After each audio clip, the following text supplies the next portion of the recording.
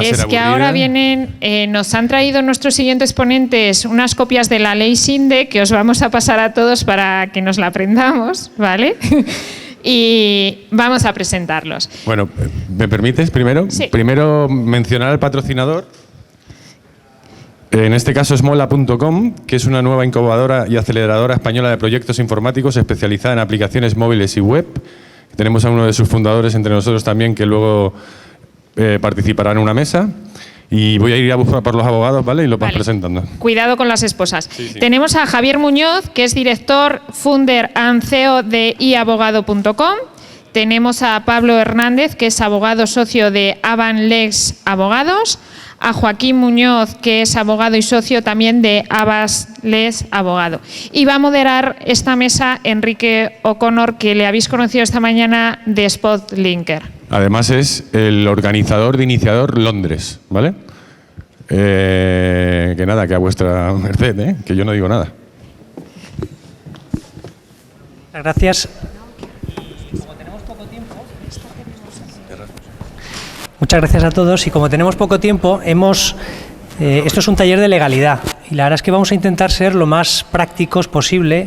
Afuera estábamos comentando que vamos a hacer una especie de pasapalabra y en 10-15 minutos soltar o comentar con vosotros rápidamente temas legales que tenéis que tener en la cabeza, que aunque por supuesto no vamos a poder profundizar en todos, pero tarde o temprano, cuando uno monta una empresa, va a tener que tocarlos, ¿vale? Entonces, vamos a comentarlos muy rápidamente y luego, además, después de este flash de temas legales, sí nos gustaría que nos hicierais preguntas, que bueno, también las contestaremos en la medida de lo posible y bueno, que tengamos un debate lo más práctico posible, que es también muy interesante.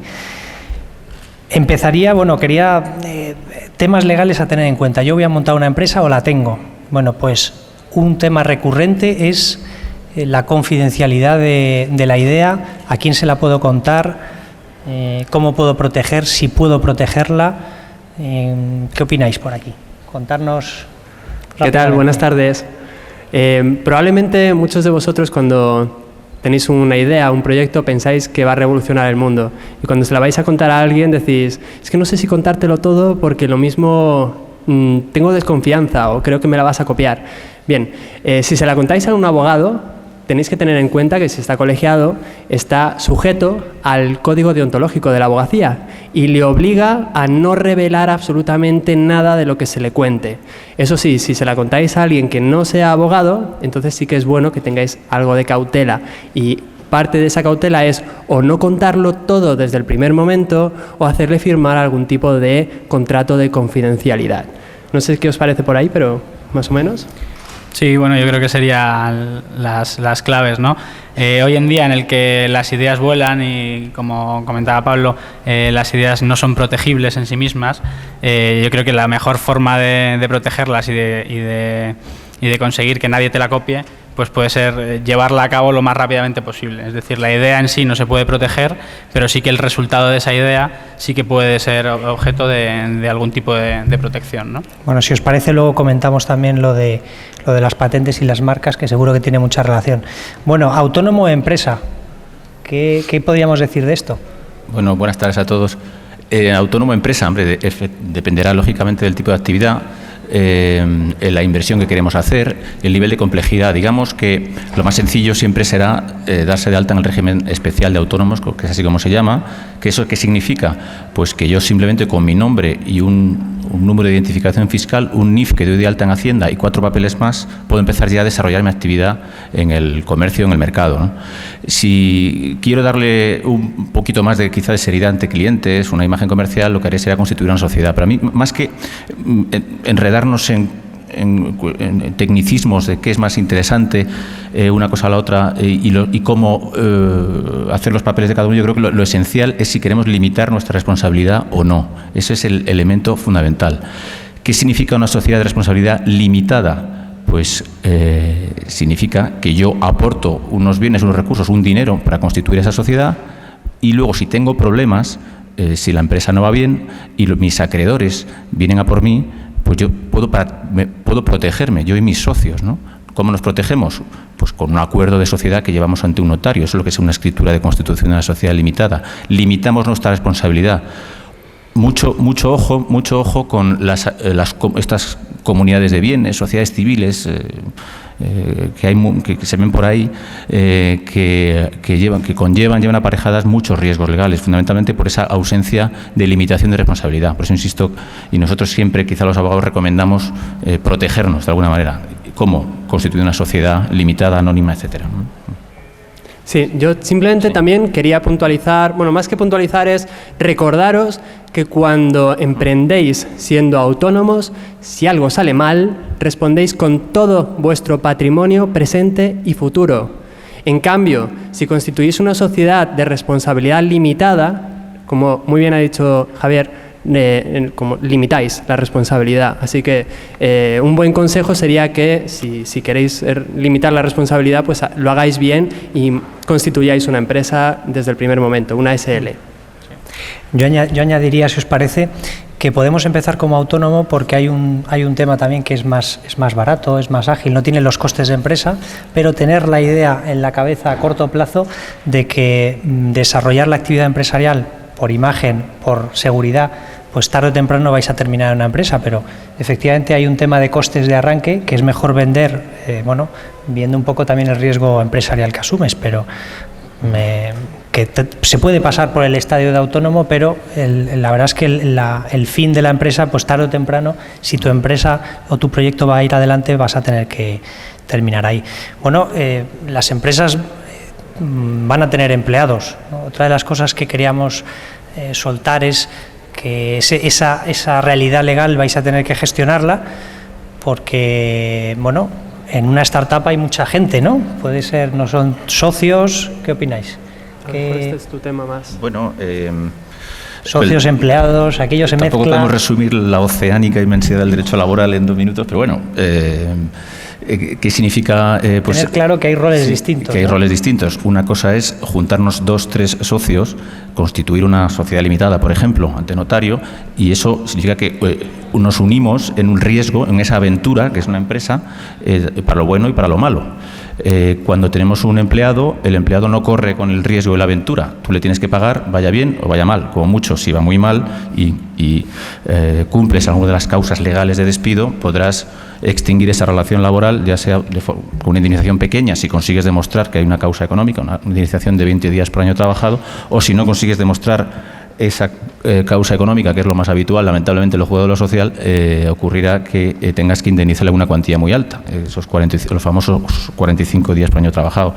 Simplemente, como idea fuerza, sería que distingamos bien ambos roles. Un empleado tiene lo que se llama la ajenidad, es decir, trabaja para un tercero y no corre con el riesgo de la empresa, y cosa que sí hace el socio, ¿no? ¿Alguno de vosotros habéis tenido en el despacho una consulta en relación a los socios? Porque os comentábamos esto de los empleados, que hay que empezar a tenerlo en cuenta, porque uno cuando se junta con amigos o con conocidos para montar una empresa, pues al final ni tienen que ser todos socios, ni tienen que ser todos empleados, y luego está la figura del autónomo colaborador, autónomo o proveedor, que hay que empezar a... que incluso está en el límite entre la relación laboral, de hecho se puede llegar a mezclar. ¿Habéis tenido algún caso de que llega un asunto que se ha mezclado, la gente ha confundido que eran socios, unos se dedican a tiempo parcial, otros a tiempo completo? Bueno, sí que ha habido alguna consulta, sobre todo relativa al pacto de socios previo, ¿no? Viendo cómo se puede plantear el pacto de socios,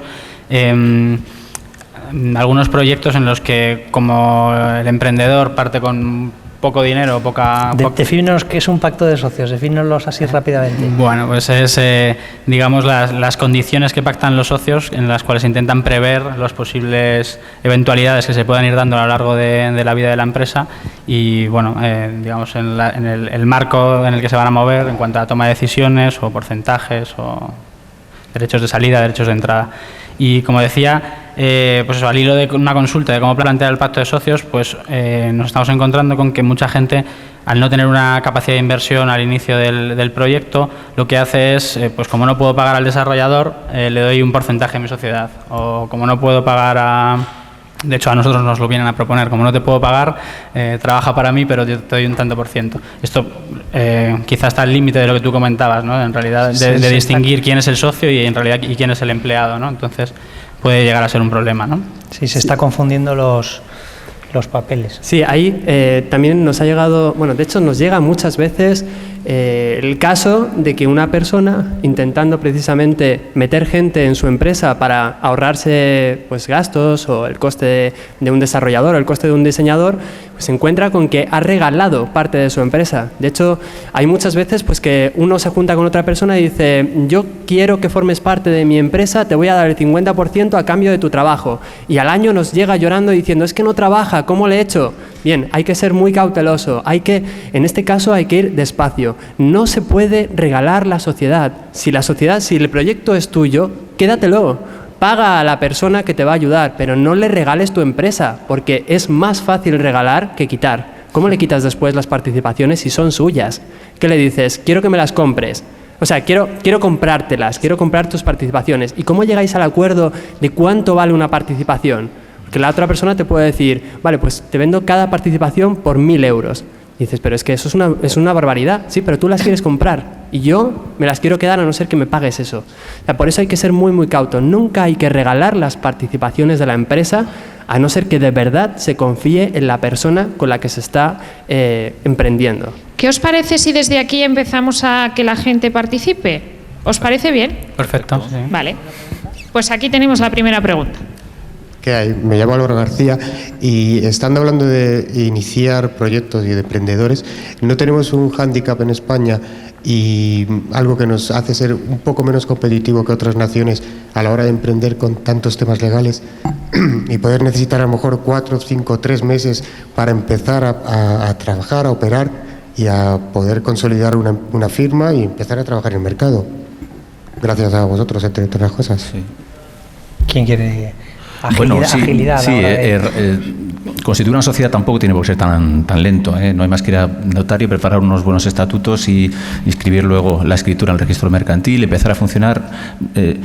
Cuando uno se dedica a temas más complejos, quizá hostelería y demás, que hace falta licencias municipales, pues ahí sí que puede la cosa retrasarse bastante, ¿no? Pero yo no dejaría de emprender por las barreras eventuales legales que pueda haber. Hombre, sí, y perdón que me ponga un poco corporativista, yo siempre, antes de empezar, consultaría con algún abogado, ¿no?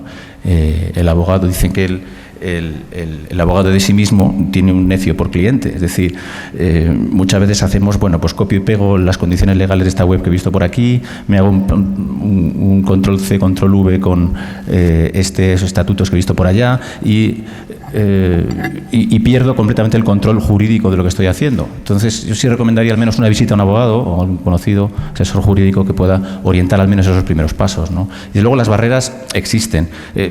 Quizá, muy brevemente, hay una en España que, al hilo de lo que hablábamos antes, y es un concepto que quizá no es jurídico, pero sí económico, y es los pasivos laborales. Es decir, cuando contratamos personal, muchas veces nos olvidamos que se van generando unas antigüedades, unos derechos, que cuando las cosas vienen mal dadas, a veces no hemos aprovisionado nuestras cuentas de dinero suficiente para liquidar esas relaciones laborales. No tenemos dinero para esas indemnizaciones.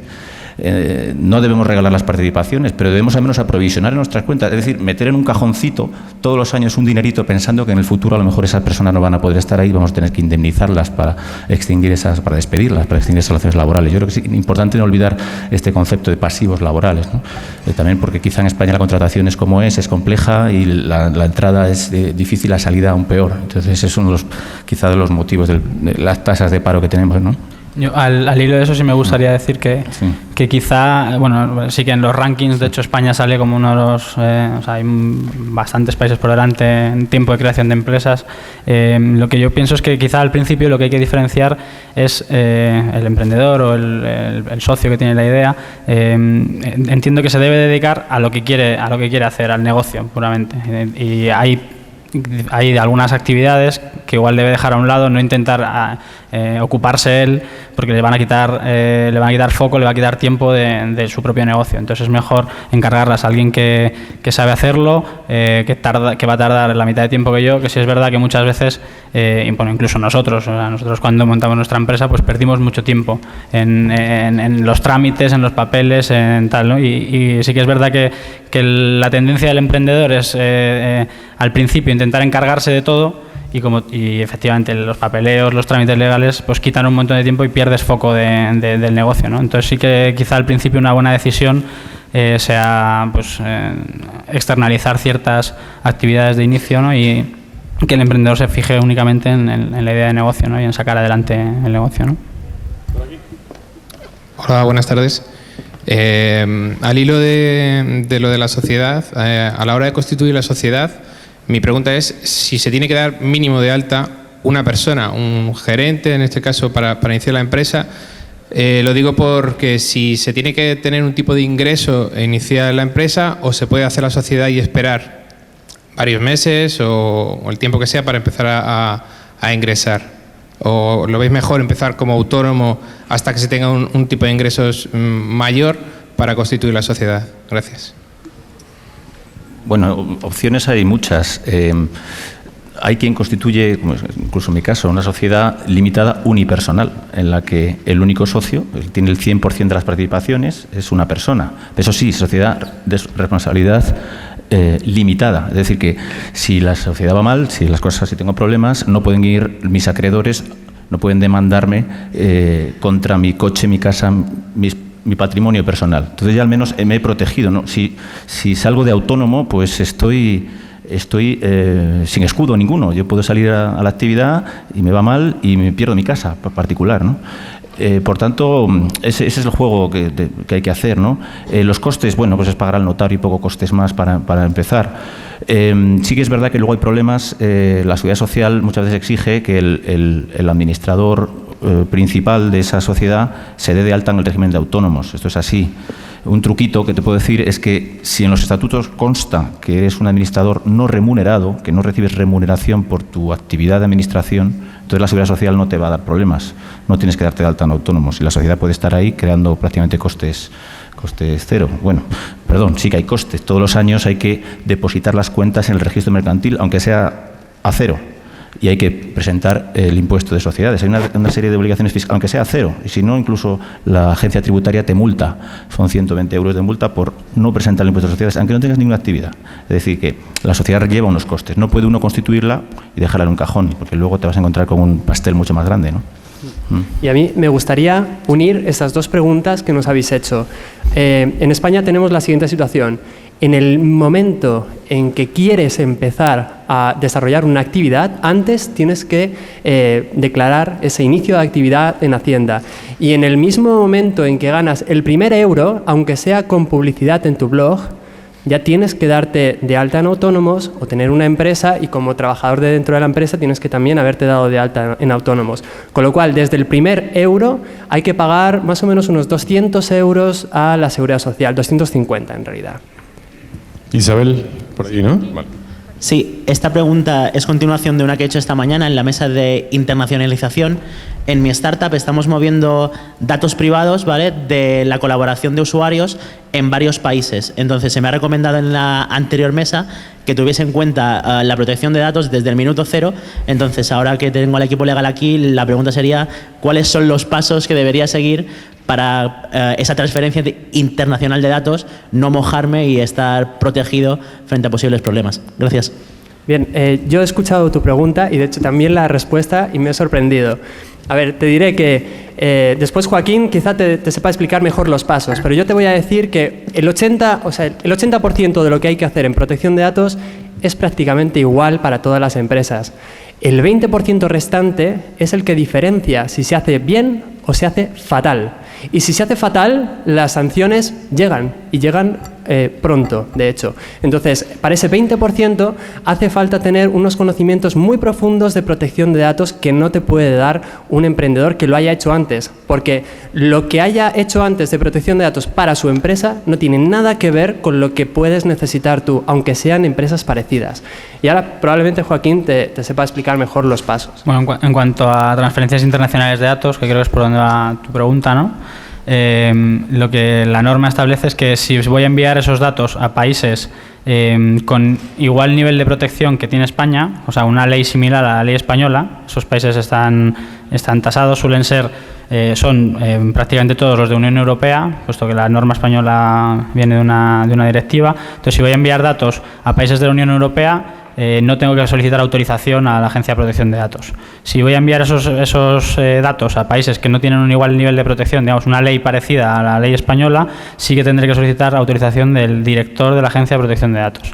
En la web de la agencia puedes ver la lista hay una pestaña que es transferencias internacionales, la web de la agencia es agpd.es. Hay una pestaña que pone transferencias internacionales y te dice a qué países puedes enviar datos sin necesidad de pedir autorización. Fuera de esos, tienes que pedir autorización para el envío de datos. Por ejemplo, es muy común enviar datos a Estados Unidos. Como sabéis, Estados Unidos no tiene ley de protección de datos, pero para cubrir eso, el gobierno de Estados Unidos, para proteger a sus empresas, el gobierno de exteriores de Estados Unidos ha creado una lista de empresas americanas que se comprometen a tratar los datos conforme a la normativa europea. Eso se llama Safe Harbor List, una lista de puerto seguro en el cual pues Google, Facebook, todas las empresas, digamos, americanas que utilizan o que hacen transferencias de datos regularmente con Europa, pues se comprometen a equiparar el nivel de protección con Europa, pues para evitar esa necesidad de pedir autorización cada vez que reciben datos.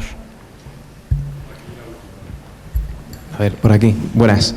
Mire, mi pregunta me la puede contestar cualquiera de los cuatro, creo. Si tú estás trabajando y tienes una idea de negocio, ¿qué es mejor? ¿Esperar a ahorrar un capital inicial, invertirlo tú mismo o aceptar una inversión externa?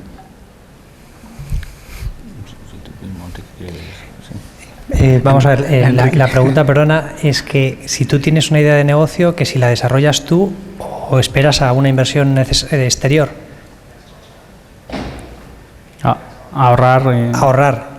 Bueno, pues yo me iría más que al tema legal al modelo de negocio, es decir, si vas a ser capaz, y fíjate, en esta pregunta afectan muchos factores, como si tu idea de negocio necesita de un espacio-tiempo, es decir, si puede esperar ese tiempo, porque a lo mejor tu negocio tiene que hacerse ya y no tiene que esperar, pues en ese caso necesitas la inversión. A veces hay una ventana de oportunidad que dices, es que tengo que salir en Navidades y si salgo en febrero ya no vale, ¿no? Hay veces que tenemos la sensación de que lo quiero hacer yo solo y que no quiero contar con nadie de fuera y me espero a ahorrar y a lo mejor se te adelanta o te quitan la idea o hay una idea muy parecida. Yo creo que si sabes elegir bien al socio no tienes por qué tener miedo, o si sabes elegir bien al socio y lo que hemos comentado antes del pacto de socios, dejar bien establecidas desde el principio las condiciones, no tienes por qué tener miedo de asociarte con alguien si eso te va a ayudar a aportarte el capital. Depende de la confianza, depende de todo, ¿no? Hay que ser realistas, la mayoría de los proyectos que salen adelante no es una persona, eso es estadística. Luego, además, muchos ponentes lo han dicho hoy a lo largo del día, el equipo es fundamental. Luego hay que armarlo y sentarse con un abogado, porque es lo que comentábamos antes, hay que hacer un ejercicio de, bueno, ¿y qué pasará si Paco, que le conozco de toda la vida, se enfada y se va, o se quiere ir a otro país, o se cansa de mí, o nos enfadamos, y empezar a pensar en qué pasará? Por supuesto que nunca vas a poder determinar todo, pero sí un abogado te va a poder orientar y decir, pues mira, si pasa esto, o a lo mejor te va a dar ideas de cosas que pasan. Y por supuesto que ningún pacto de socios va a ser perfecto, pero sí va, bueno, por lo menos en vez de discutir de 14 cosas, discutes de 2, ¿no? Que ya es bastante. Pero... La última, Isabel, de verdad, que nos están... ¿Cuáles son las cláusulas de inversores más peligrosas y que aparentemente parecen más inocuas? Una pregunta, ¿qué puede ser más inverso? ¿Todas? Hombre, no, por favor. Sí. Tú eres el que más trabaja con estos temas. Hombre, siempre esto es un juego de intereses. Lógicamente el inversor quiere invertir lo mínimo y sacar lo máximo. Siempre va a pelear porque el emprendedor le dé el máximo número de participaciones, de acciones posible por el menor precio, ¿no? Es difícil dar una respuesta unívoca, ¿no? Yo creo que conforme el negocio evoluciona y si es a favor, el emprendedor ha de saber valorar lo que tiene, valorar su propio patrimonio. Muchas veces en las empresas, sobre todo empresas de Internet, no sabemos bien valorar. Hay expertos en valorar empresas de Internet que no valoran solo los activos fijos, las mesas y los ordenadores, sino eso que llamamos el fondo de comercio, que también se contabiliza en el plan general contable. ¿El fondo de comercio qué es? Pues es nuestra proyección en el mercado, nuestra imagen. Sabemos que vamos a recibir clientes porque ya nos conocen, nuestro reconocimiento de marca. Eso se puede valorar y debemos valorarlo. No debemos decir, no, yo es que ¿qué vale mi empresa? Pues los 4 activos que tengo aquí, ¿no? Cuando te sientes con un inversor se van a discutir lo que dice, 2 cosas, lo que hay y lo que voy a ser capaz de hacer. Si yo un poco me dejo llevar por ese dinero que va a llegar y todo mi pacto de socio lo vuelco en el que va a ser el día de mañana y descuido un poco lo que estoy defendiendo, que he llegado hasta aquí y hoy he sacado esto adelante, pues en cuanto empiezas a irte más al lado de lo que puede ser, pues estás corriendo bastante más riesgo, claro. Pero la verdad es que bueno, es una pregunta un poco amplia. En mi opinión, son las que más peligro tienen son las que no entiendas, o sea, las que están redactadas. Si te presentan un contrato de 25 folios para una cosa que se puede explicar en 2 y tiene un lenguaje en el que no lo sabría interpretar una señora de 60 años o un niño de 16, esas son las peligrosas. Normalmente esos contratos pecan pues no sé, de una literatura Pero si rebuscada. todos los abogados escribís así, ¿no? Bueno, nosotros intentamos que no, pero por eso lo digo, ¿no? Porque la tendencia, lo que intentamos siempre es intentar, si se puede hacer un contrato en 2 folios en vez de en 25, pues mejor. Entonces, todo lo que no entiendas o te suene a que ahí puede haber un problema, pues seguramente lo habrá si llega el caso. Y quizá la más inocua, pero más peligrosa, es la cláusula que está condicionada a temas subjetivos, como por ejemplo, tantas participaciones por trabajo. ¿Trabajo de qué? ¿Sabes? Por cosas que no sean totalmente cuantificables. Si tienes a un socio a cambio de que trabaje, ¿qué significa que trabaje? ¿Que vaya a la oficina o que rinda determinado tiempo? Son esas cláusulas las que son difícilmente interpretables o están atadas a conceptos subjetivos. Gracias. Bueno, como las otras ponencias, si vais por ahí ahora, les pilláis en el pasillo. Ya no tenemos más tiempo, ¿vale? Vamos a hacer la pregunta de la palabra para pasar a la próxima mesa. En una palabra, como cualquier abogado, tenéis que decirnos un consejo para emprendedores iniciadores. Una palabra, ¿eh? Una palabra. Al micro, ahí, Joaquín. Yo diría ilusión. No puedes. ¿Ya está? ¿No se puede repetir? No se puede Es que no he estado en todo el día. Esfuerzo, constancia. Vale, no está. Vale. Te regalamos el libro de consejos de emprendedores a iniciadores. Muchas gracias. Nos hace falta, ¿eh? A ver, Enrique, una palabra. Bueno, había un tema que se nos ha pasado, bueno, no se nos ha pasado y hemos ido muy rápido, que es patentes. Queríamos hablar sobre las patentes. Para ti no hay libro, Enrique. Para Enrique no hay libro, le tenemos que que tú ya tienes, es ¿no? que no sabe. Sí tienes, ¿a que sí? Una palabra. Abogado. Original. Y abogado, ¿no? ¿Pablo? Yo diría cautela, sobre todo, ir despacio. Bueno, pues un aplauso, muchas gracias. Muchas gracias.